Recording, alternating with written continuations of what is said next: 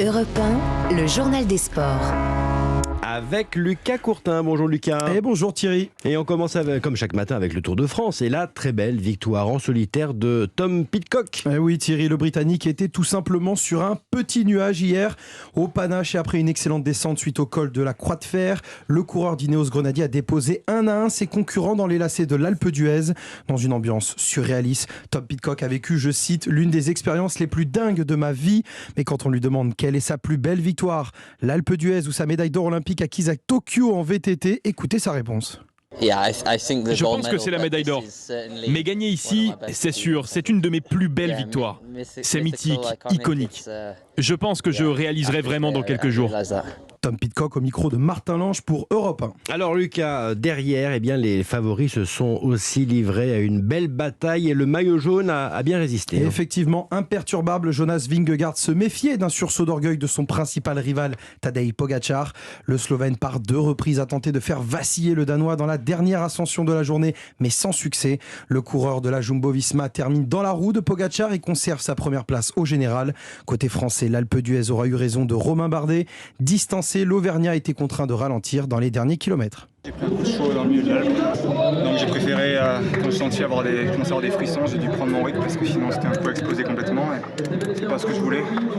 Et voilà, c'est pas joué à grand chose parce qu'il montait pas plus vite devant, mais j'aurais dû me positionner un peu mieux peut-être. Et c'est vrai que j'ai vraiment senti la chaleur qui m'envahissait et j'ai dû ralentir. Romain Bardet au micro de Martin Lange pour Europe 1. Alors au classement général, Bardet sort du podium et se retrouve 4e derrière Pogačar et Geraint Thomas. David Gaudu, quant à lui, est 7e à plus de 4 minutes du leader. Toré jusqu'au bout, c'est le titre de l'équipe ce matin. Alors aujourd'hui, 13e étape entre Bourdoisan et Saint-Étienne. Bien sûr, à 8h34, Martin Lange reviendra en détail sur cette étape de transition dans son journal du Tour.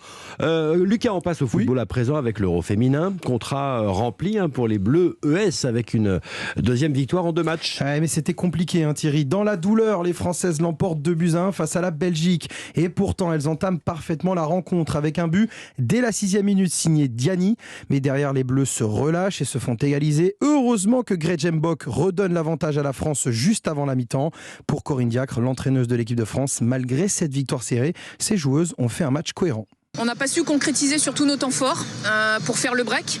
Et donc du coup l'égalisation belge est intervenue et après on n'a pas trop l'habitude d'être malmené on va dire donc mais malgré tout on a fait un match cohérent, on a quand même bien défendu. À mon avis le seul point noir quand même c'est la blessure de Marie, j'espère que c'est pas trop grave. Corinne Diacre au micro de nos confrères de Canal+.